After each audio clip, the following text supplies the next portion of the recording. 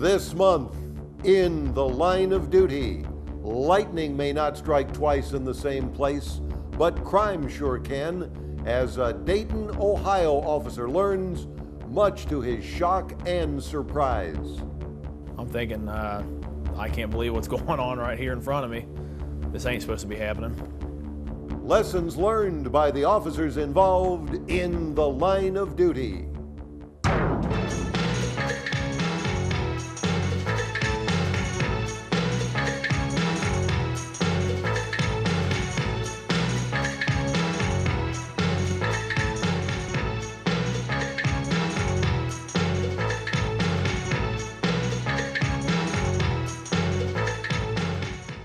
An officer is dispatched to pick up surveillance video of an armed robbery at a Walgreens pharmacy.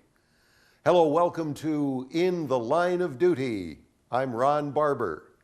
But before the clerk can hand over the video, the officer's got to deal with another handful that definitely wasn't part of the assignment.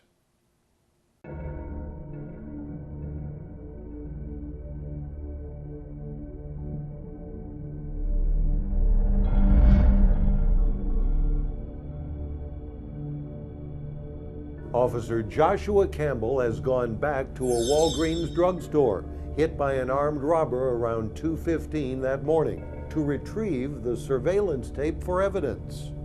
The same cashier who was robbed earlier is behind the register this time at around 4:40 a.m., checking out the only customer in the store, a subject allegedly buying a pack of gum.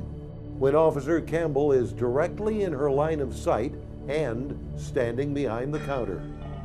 Letting her go about her business, wait till she finishes up so I can ask her about where the tape is, and so I can put that in our property room as evidence.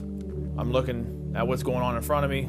I see the cashier basically kind of put her hands up, give a little shriek, take off running, and the gentleman who was checking out reach over with his hand and start removing money from the cash register drawer. I'm thinking, I can't believe what's going on right here in front of me. This ain't supposed to be happening.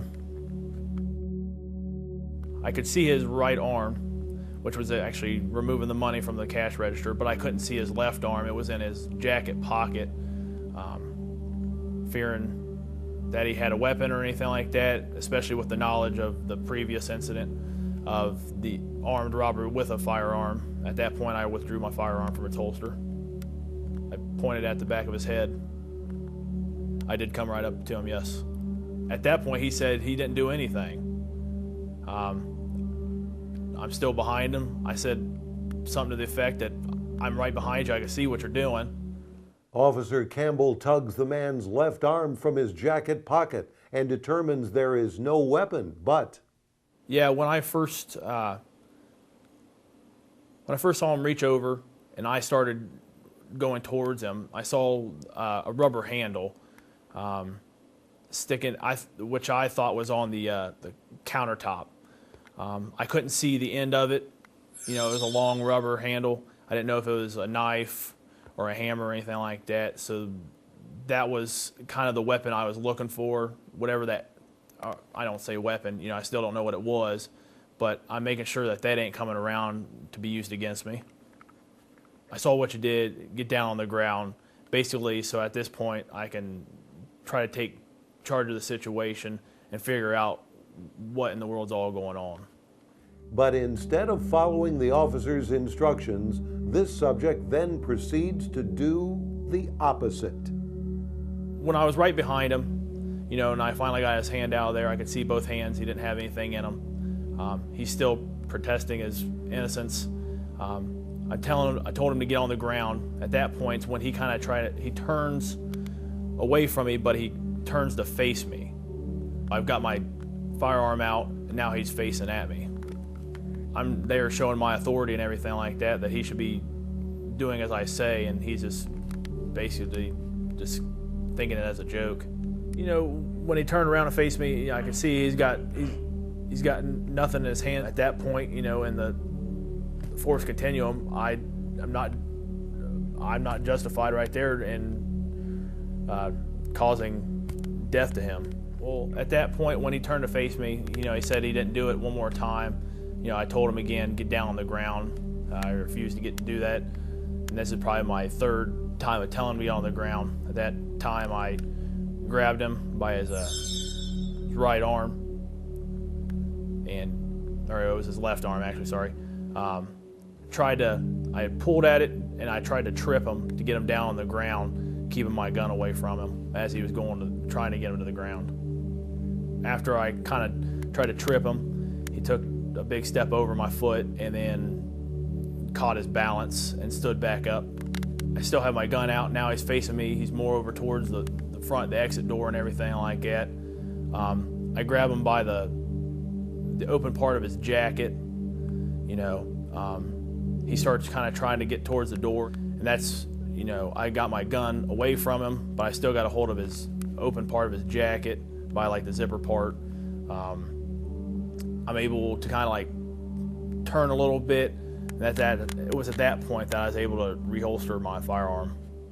Officer Campbell decided to reholster for what he thought was a very good reason in close quarters. He don't have a weapon.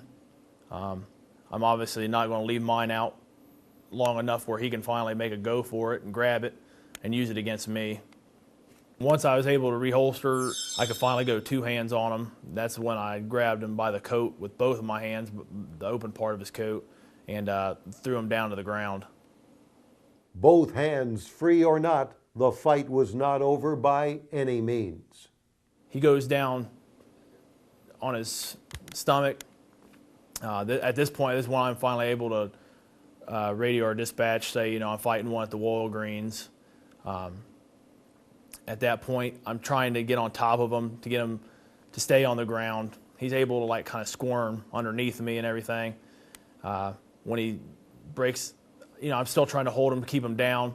At this point, I ended up basically sitting on my butt, and he's able to get up, and that's when he started hitting me probably about 4 or 5 times because he got up beside me. Several of the subject's closed fist strikes definitely were finding their mark. In the left side of my head. I feel him. It ain't hurting or nothing like that. As soon as he reached over that counter and started taking the money, adrenaline just went up out of the roof. I'm pretty mad at this point. I ain't gonna let this guy get one on me. He kind of takes off towards the door trying to get out of the place. I'm able to get back up on my feet and catch him at the door. Basically kind of got my right arm around his head, trying to pull him back in the store so he can't get out. And as was the case with Officer Sider's incident, this subject too makes a move for Officer Campbell's holster. The first part where he started doing it, if you look at it when we're at the door and he's trying to get out and everything, when we're wrestling at the door, that's when I can feel him because I got my gun side to his stomach, and I can feel him tugging at it. It's not really tugging at the handle, but it feels like it's being pulled up from the bottom of the holster. It felt like he was going to rip the holster off my belt, so it felt like he was going at it pretty good. Once we finally fell out of the store and he was tugging at the bottom of my holster and everything, I was telling him to stop pulling at my holster, which he wouldn't. I had control over his upper torso and his right arm, and I was able to, I struck him once with a closed fist in the left side of the face. Told him to let go of my holster. He refused. At that point, I was able to strike him 2 more times with a closed fist in the right side or the left side of the face, to which the second blow finally, he released his grasp. Officer Campbell didn't feel his life was being threatened as much as he felt the need to somehow get this subject controlled and cuffed. When we were kind of going at it at the exit of the store, and I first started feeling it, I knew I had to get my gun side away from him. We're kind of loosening up my grip a little bit, trying to get a better one where I could turn my body. That's when we fell out of the store. He landed on his back. I was able to finally control by basically sitting on top of him. I had my leg over his right arm and basically sitting on his chest. Finally, using his bulk, Officer Campbell was able to control the man basically by sitting on him. No, there wasn't nothing pretty about it. It's just basically me using my beef, sitting on his chest, telling him to stay down. And like Officer Sider, So I'm gonna beat this guy. I'm gonna win. I can't really say I was at the point where I'm fearing for my life and everything, saying I'm going to survive this. I'm going to win this, is what I'm thinking. and just like the woman who came to Officer Sider's aid in part 1, there were angels on Officer Campbell's shoulder too. Oh, it was a big help. Every advantage you can get in this, obviously, is for the better. So them helping him from, the one holding holding his leg so he didn't kick me in the crotch, and the other employee holding his left arm so he ain't grabbing at anything else on my gun belt. Obviously that's going to help me out in the long run. And for Officer Campbell, the most crucial lessons: not losing my complacency and everything. I'm walking in there thinking I'm just going to go in there and pick up a videotape, put that in the property room, go back to the district, call in a report, and I'm going home. And when I walk in there, you can kind of tell it's just, business as usual and everything. Obviously, you're not going to expect to see that when you walk into the store and stuff. But, just making sure myself that I keep everything in check, that I still am looking around everything, making sure I know what I'm walking into. It's, again, I can't prepare that I'm going to be seeing somebody taking money from a cash register where a place just got robbed, not even 4 hours ago. But just making sure, that I stay alert and keep on my heels.